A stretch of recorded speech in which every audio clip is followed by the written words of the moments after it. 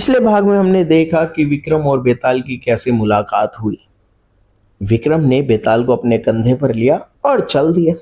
बेताल जो ये सोच रहा था कि किस तरह से इससे बचा जाए, तो उसने एक उपाय निकाला और राजा के सामने ये शर्त रखी कि राजा, मैं तुझसे एक पहेली पूछूंगा और जवाब आने के बावजूद तूने उसका जवाब नहीं दिया तो तेरा सर फोड़ दूंगा।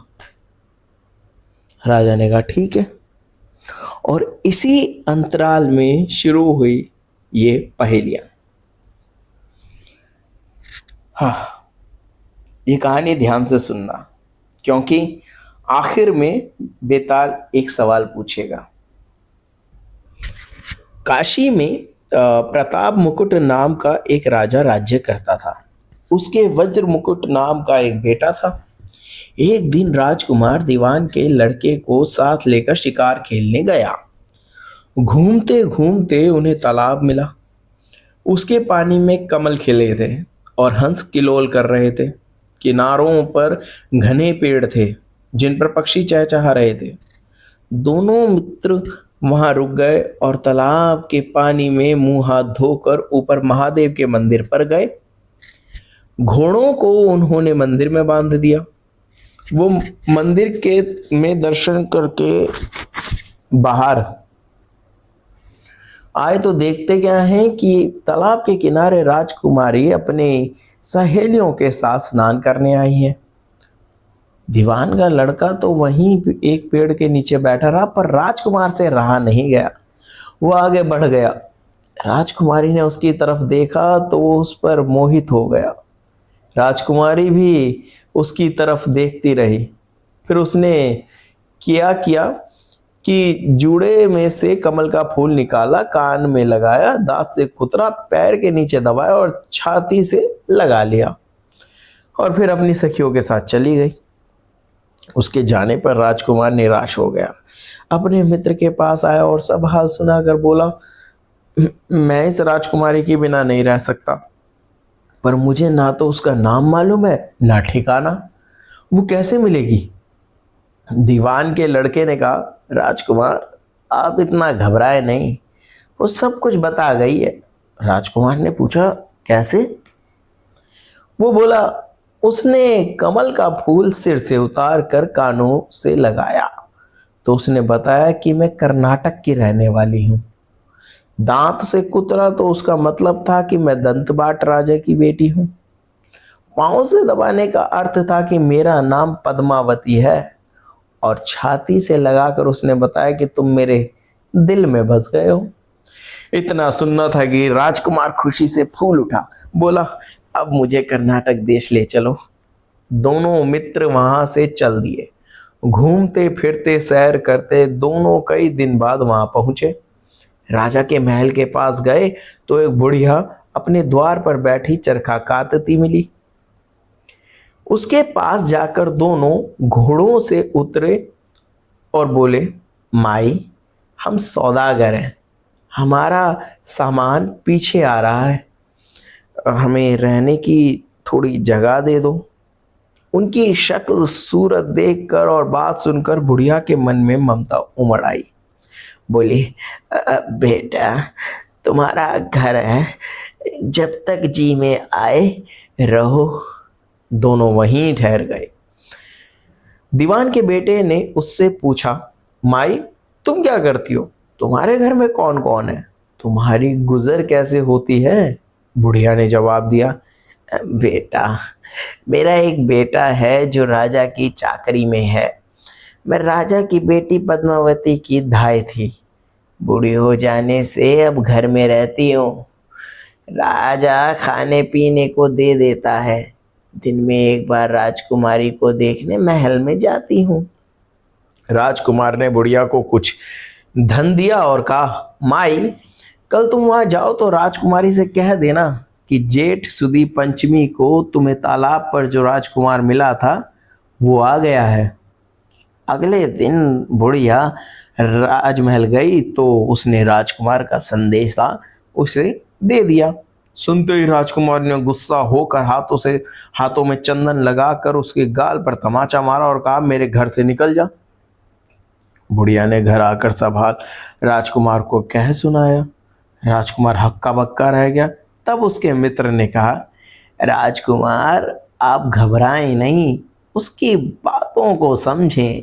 उसने 10 उंगलियों सफेद चंदन में मारी। इससे इसका मतलब ये है कि अभी 10 रोज चांदनी के हैं। उसके बीतने पर मैं अंधेरी रात में मिलूंगी। 10 दिन के बाद बुढ़िया ने फिर राजकुमारी को खबर दी। तो इस बार उसने केसर के रंग में 3 उंगलियां डुबो कर उसके मुंह पर मारी और कहा, भाग यहां से। बुढ़िया ने आकर सारी बात सुना दी। राजकुमार शोक से व्याकुल हो गया। दीवान के लड़के ने समझा, इसमें हैरान होने की क्या बात है। उसने कहा है कि मुझे मासिक धर्म हो रहा है, 3 दिन ठहरो। 3 दिन बीतते पर बुढ़िया फिर वहां पहुंची। इस बार राजकुमारी ने उसे फटकार कर पश्चिम की खिड़की से बाहर निकाल दिया। उसने आकर राजकुमार को बता दिया। सुनकर दीवान का लड़का बोला, मित्र, उसने आज रात को तुम्हें उस खिड़की की राह बुलाया है। मारे खुशी के राजकुमार उछल पड़ा। समय आने पर उसने बुढ़िया की पोशाक पहनी, इत्र लगाया, हथियार बांधे। दोपहर रात बीतने पर वो महल में जा पहुंचा और खिड़की में से होकर अंदर पहुंच गया। राजकुमारी वहां तैयार खड़ी थी। वो उसे भीतर ले गई। अंदर के हाल देखकर राजकुमार की आंखें खुली रह गई। एक से बढ़कर एक चीजें थीं। रात भर राजकुमार राजकुमारी के साथ रहा।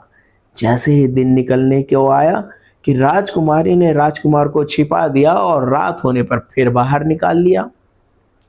इस तरह कई दिन बीत गए। अचानक एक दिन राजकुमार को अपने मित्र की याद आई। उसे चिंता हुई कि पता नहीं उसका क्या हुआ होगा। उदास देखकर राजकुमारी ने कारण पूछा तो उसने बता दिया। बोला, ये मेरा बड़ा प्यारा दोस्त है, बड़ा चतुर है। उसकी होशियारी से ही तो तुम मुझे मिल पाई हो।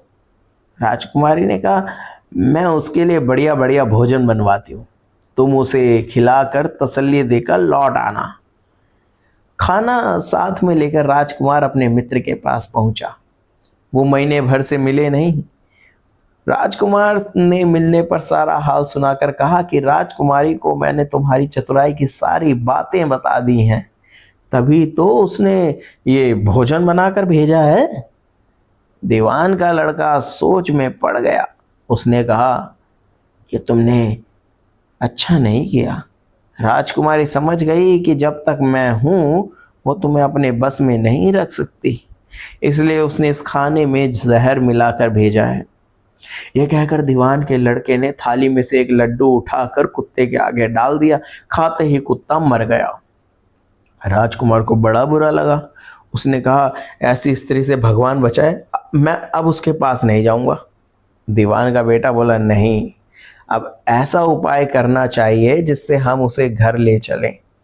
आज रात को तुम वहां जाओ। जब राजकुमारी सो जाए तो उसकी बाईं जांघ पर त्रिशूल का निशान बनाकर उसके गहने लेकर चले आना। राजकुमार ने ऐसा ही किया। उसके आने पर दीवान का बेटा उसे साथ ले योगी का भेष बना मरघट में जा बैठा और राजकुमार से कहा कि तुम ये गहने लेकर बाजार में बेच आओ। कोई पकड़े तो कह देना कि मेरे गुरु के पास चलो, उसे यहाँ ले आना। राजकुमार गहने लेकर शहर गया और महल के पास एक सुनार को उसे दिखाया। देखते ही सुनार उन्हें पहचान गया और कोतवाल के पास ले गया। कोतवाल ने पूछा तो उसने कह दिया कि ये मेरे गुरु ने मुझे दिए हैं। गुरु को भी पकड़वा लिया गया और सब राजा के सामने पहुंचे। राजा ने पूछा, योगी महाराज, ये गहने आपको कहां से मिले? योगी बने दीवान के बेटे ने कहा, महाराज, मैं मसान में काली 14 को डांकिनी मंत्र सिद्ध कर रहा था कि डांकिनी आई। मैंने उसके गहने उतार लिए और उसकी बाईं जांघ में त्रिशूल का निशान बना दिया। इतना सुनकर राजा महल में गया और उसने रानी से कहा कि पद्मावती की बाईं जांघ पर देखो कि त्रिशूल का निशान तो नहीं है। रानी देखा तो था।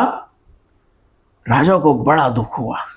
बाहर आकर वो योगी को एक और ले जाकर बोला, महाराज, धर्मशास्त्र में खोटी स्त्रियों के लिए क्या दंड है? योगी ने जवाब दिया, राजन, ब्राह्मण, गौ, स्त्री, लड़का और अपने आश्रय में रहने वाले से कोई खोटा काम हो जाए तो उसे देश निकाला दे देना चाहिए। यह सुनकर राजा ने पद्मावती को डोले में बिठाकर जंगल में छुड़वा दिया।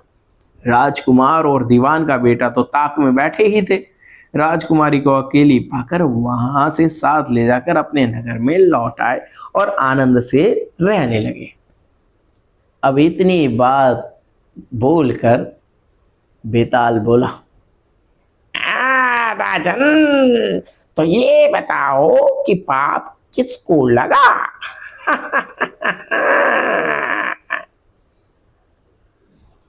और बेताल के इस पहेली के साथ हम इस कहानी को यहीं ख़त्म करते हैं और अगली कहानी में आपको बताएंगे कि इसका असली जवाब क्या है। तब तक आप अपनी राय सोचो और कमेंट में लिखिए कि पाप किसको लगा, आखिर पापी कौन था। तब तक के लिए धन्यवाद। और अगर आपने शुरुआत की कहानी नहीं सुनी तो वो चैनल पर है, उसे जाकर सुनिए और जानिए कि किस तरह से विक्रम और बेताल की भेंट हुई।